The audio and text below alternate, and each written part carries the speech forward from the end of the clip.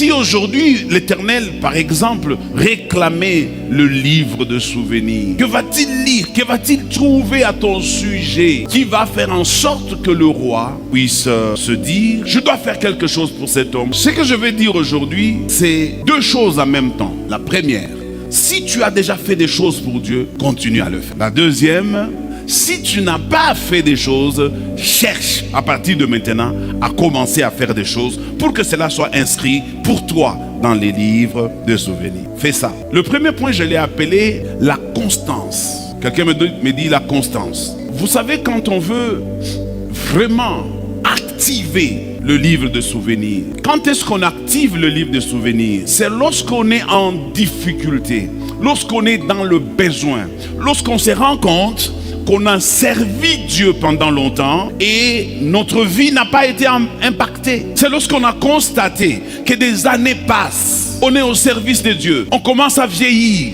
toujours au service de Dieu. Mais il y a des choses qu'on a fait pour Dieu. Il y a des choses pour lesquelles on estime que Dieu doit normalement nous rémunérer. Dieu doit se souvenir de nous, de ce que nous avons fait pour lui. C'est à ce moment-là que vous pouvez recourir au livre de souvenirs. Quelqu'un me donne un bon amen. Lorsque tout est bloqué, lorsque rien ne marche, lorsque tu sens que le monde s'écroule sur toi, invoque Dieu, rappelle-lui, dis Seigneur, c'est moi, ne l'oublie pas, j'ai fait ça, j'ai fait ça, j'ai fait ça. Tout ce que tu fais pour Dieu, tu peux aussi commencer à l'écrire. Tu peux créer ton propre chronique. Question de rappeler à Dieu ce que tu fais pour lui. Il ne faut pas que tu fasses des choses pour Dieu et toi-même tu ne sais pas qu'est-ce que tu as réellement fait pour lui. Parce que Dieu lui-même dit, réveille ma mémoire. Dieu veut que tu lui rappelles. Est-ce que tu rappelles à Dieu? Qu'est-ce que tu peux dire à Dieu ce matin pendant que nous sommes ici? Je sais que tu as un problème. Je sais que tu as un besoin. Je sais que tu attends que Dieu fasse quelque chose pour toi. Mais qu'est-ce que, à l'instant où je parle, qu'est-ce que tu vas activer pour que Dieu accepte d'ouvrir le livre de souvenirs?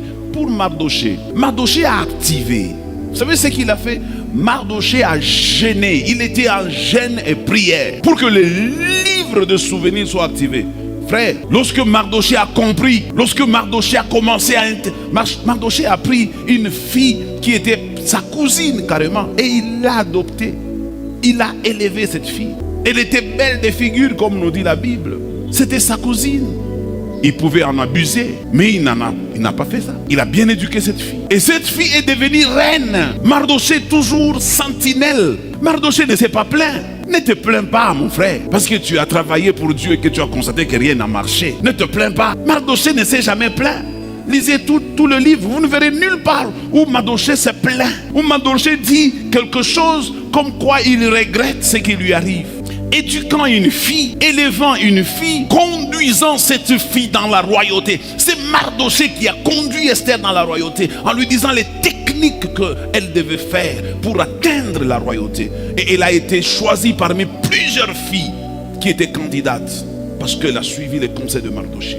Et cette fille devenue reine, Mardoché toujours sentinelle. Mardoché pouvait se plaindre même auprès de sa cousine, comme toi tu le ferais. Oh, t'as ton pôle là, ou t'es dans les réseaux sociaux, ou t'as une boulogie. Bandouk, mimi na boulogie. Une fille que j'ai ramassée, que j'ai éduquée, que je fais entrer moi-même avec mes techniques dans la royauté. Regardez ce qu'elle fait de moi. Sentinelle, même pas augmentation de salaire, avec le même salaire. Ça, c'est ce que j'appelle la constance, la persévérance. Ne jamais relâcher. Continue. Les hommes parleront. Les hommes te décourageront. Les hommes viendront te dire, mais tu n'as pas ton achanga kaya. Normalement, tu n'as pas dit, tout ça, moi, bread. Moi, je ne pas, je pasteur assistant. Les gens viendront te dire ça. Tu me donnes un bon amen. La bonne nouvelle que je vais t'annoncer, c'est que les hommes n'ont pas de solution pour toi. Ils viendront seulement blesser ton cœur, mais ils ne pourront jamais trouver la solution à ton problème. Ne fais jamais ce que les hommes te disent. N'écoute jamais, même ta femme, ce qu'elle te dit. Parce que quelqu'un a dit, la plupart des fois, ça commence toujours par la femme. C'est la femme qui va commencer à te faire raisonner.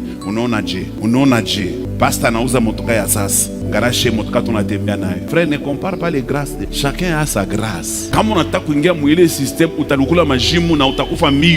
Chacun a ça. Il y a la grâce de certains, ça va très vite. Il y a la grâce des autres, ça prend du temps. Esther est montée très vite à la royauté. Sa grâce, c'est une grâce qui accélère les choses. Mais il y a d'autres grâces. C'est la grâce des tortures. Comme la grâce de Mardoché.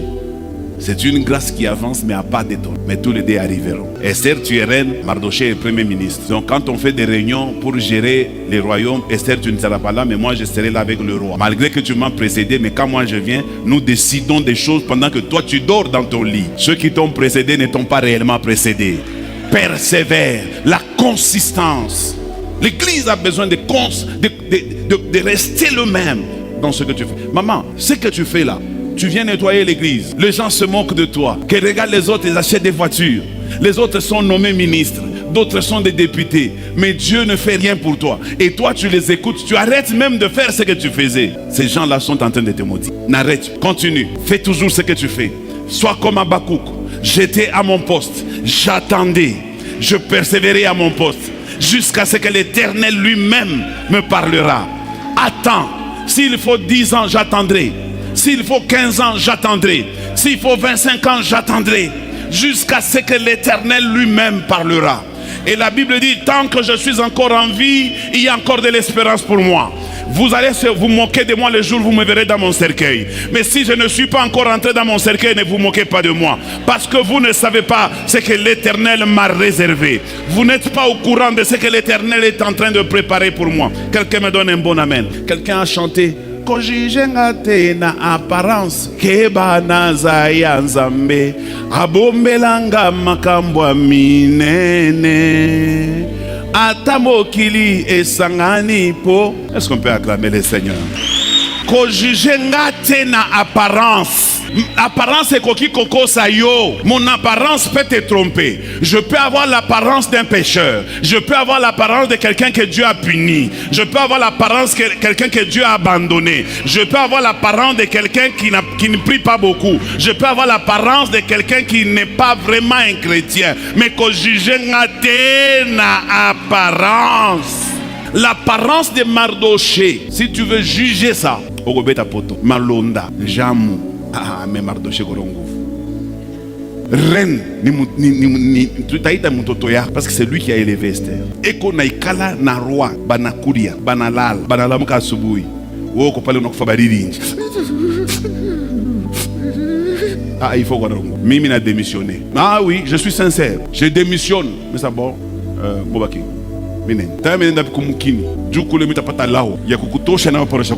Quelqu'un me donne un bon amen. Mais il n'a pas fait ça. Mardoché persévérait à faire son travail. Quelqu'un me donne un bon amen. Qu'on nous lise Galates 6, le verset 9. Ne nous lassons pas de faire le bien. Ne nous lassons pas de faire le bien. Le bien. Mon frère, ma soeur, si tu fais le bien, ne t'arrête pas. C'est ce que la Bible me dit. Ne te fatigue pas. Ne recule pas. Continue. Amen. Lis. Car nous moissonnerons au bien, au temps convenable. Répète cette phrase. Car nous moissonnerons au temps convenable. Ouais. Si nous ne nous relâchons pas. Nous moissonnerons au temps convenable si nous ne relâchons pas. Oui, où ça pour relâcher? Tu ne reçois pas. Si tu as déjà relâché, tu ne reçois pas. Pour recevoir au temps convenable, il faut continuer. Il faut que Dieu te trouve en train de faire ce que tu as toujours fait. Dans le prestime, chante. Même si on ne te donne rien, chante. Je te dis vrai, l'un des ministères qui m'a propulsé c'est la musique. J'ai chanté. C'est moi qui ai commencé le prestime. Quand Bread of Life a commencé, il n'y avait pas de chorale. Moi, j'ai commencé la toute première chorale. C'était moi le président de cette chorale. J'ai recruté des gens qui ont commencé. Parmi mes musiciens, demandé à Maman Médine. Elle faisait partie de cette chorale. J'avais une chorale de 6 à 7 personnes. Même Papa Aimé, je crois, il faisait partie de ma chorale. Et c'est moi qui dirigeais, je donnais les chansons. À un moment donné, avant la chorale, c'est moi qui entonnais les chants. Comme fait Serge, moi-même. Moi, mon école à mon salle, je pouvais faire une louange pendant plus d'1 heure sans arrêt. Et je savais, moi quand je commence à chanter, je ne te demande pas de te tenir. Je sais que tu finiras par te tenir. Et je commence seulement. Et je monte. Quand mon école a dit, non, et j'étais comme ça. Et je n'ouvrais pas les yeux. J'avais les yeux fermés. Comme je transpire, mon habit s'est mouillé. Et quand je chantais, je disais à Dieu, souviens-toi. Quelqu'un peut dire à Dieu, souviens-toi. Continuez, chers amis du Prestige. Dieu se souviendra de vous. Je vous le dis, il se souviendra de vous. C'est un grand ministère que vous. Deuxième, rappelez à Dieu ce que vous avez fait.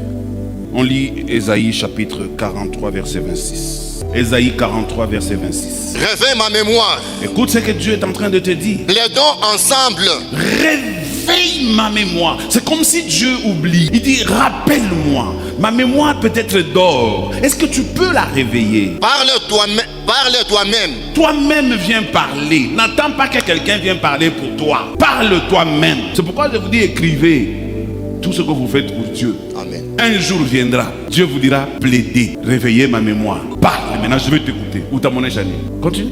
Pour te justifier. Pour te justifier. Est-ce que tu as compris? Vous connaissez l'histoire d'Ézéchias?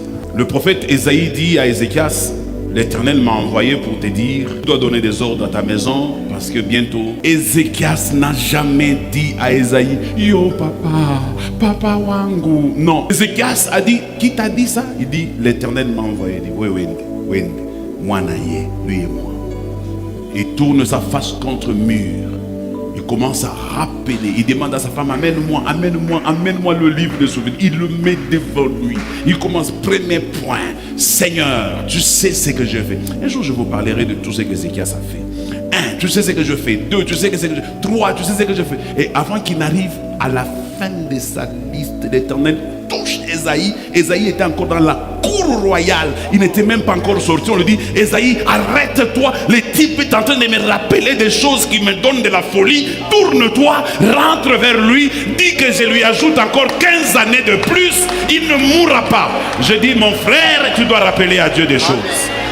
Tu dois rappeler à Dieu des choses. Tu dois lui rappeler des choses que tu as fait avec lui. Deuxièmement, toujours dans les choses que tu dois rappeler à Dieu, rappelle aussi à Dieu sa parole. Rappelle à Dieu sa parole. Seigneur, tu as dit. Seigneur, il est écrit. Hébreu dit, dans le temps passé, Dieu nous avait parlé par le prophète.